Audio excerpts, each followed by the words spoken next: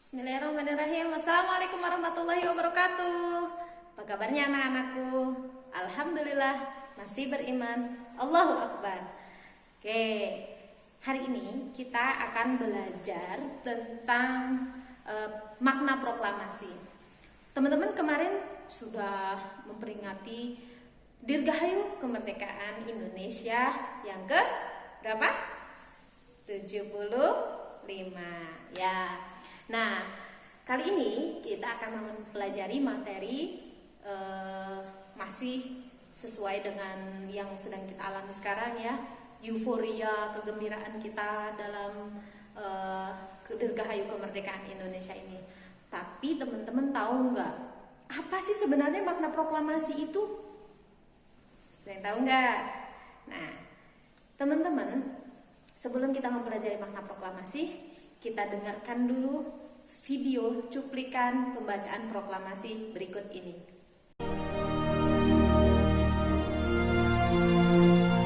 Proklamasi.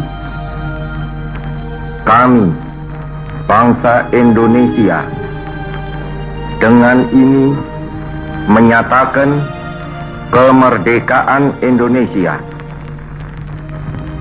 Hal-hal yang mengenai pemindahan kekuasaan dan lain-lain diselenggarakan dengan cara saksama dan dalam tempo yang sesingkat-singkatnya.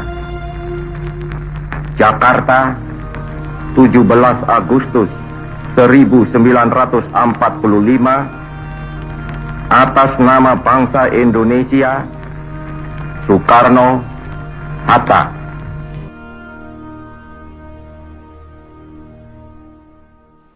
Gimana?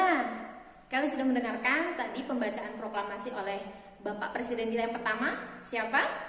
Insinyur Soekarno ya. Nah, setelah pembacaan proklamasi tersebut, maka ditetapkanlah Indonesia itu merdeka. Oke. Jadi ada 5 makna dari dibacakannya proklamasi kemerdekaan Indonesia. Yang pertama adalah sebagai puncak perjuangan masyarakat Indonesia. Karena apa? Karena selama puluhan bahkan ratusan tahun negara Indonesia itu berjuang untuk kemerdekaan, berjuang dari melawan penjajah. Setelah dibacakannya proklamasi, maka rakyat Indonesia itu merasakan nih puncak dari perjuangan kita gitu ya. Nah, itu yang pertama. Nah, anak-anak, yang kedua adalah sebagai pengakuan untuk negara lain. Maksudnya gimana? Maksudnya kalau Indonesia sudah merdeka nih, sudah dibacakan kemerdekaannya, maka negara lain sudah tahu, harusnya tahu kalau Indonesia ini sudah merdeka, maka tidak boleh dijajah. Dan kalian tahu nggak negara pertama kali yang mengakui kemerdekaan Indonesia? Yang mengakui pertama kali kemerdekaan Indonesia adalah Mesir, ya, dan negara-negara Arab lainnya. Yang ketiga, ini adalah menaikkan martabat bangsa.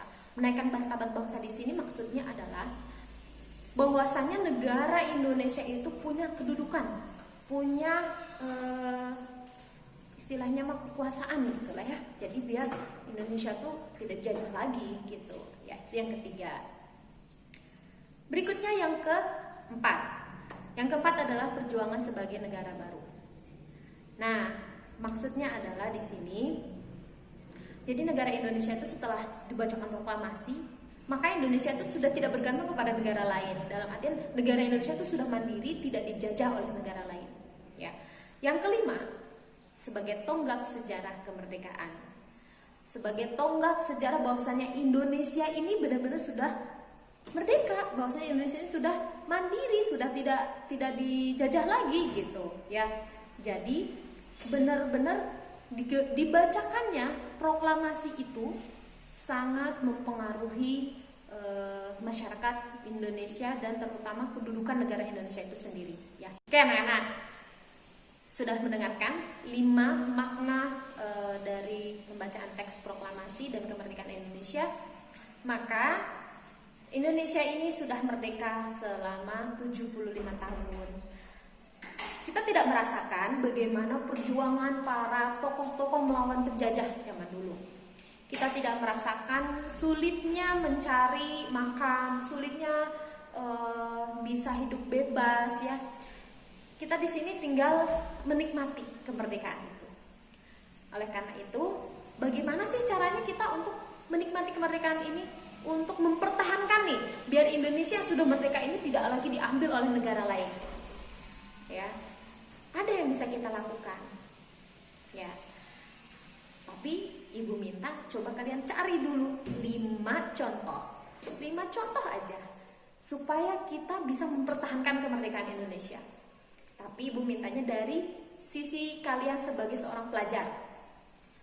Kalau misalnya Ibu sebagai seorang guru, maka cara Ibu misalnya mengajarkan mengajarkan makna-makna kemerdekaan kepada anak-anak, mengajarkan nasionalisme, ya, mempertahankan kemerdekaan. Nah, kalau misalnya kalian sebagai siswa, sebagai murid nih, sebagai pelajar, gimana caranya? Ya, silahkan kalian kerjakan latihan soalnya. Nanti setelah itu jangan lupa upload di LMS. Oke? Terima kasih. Itu saja dari Ibu.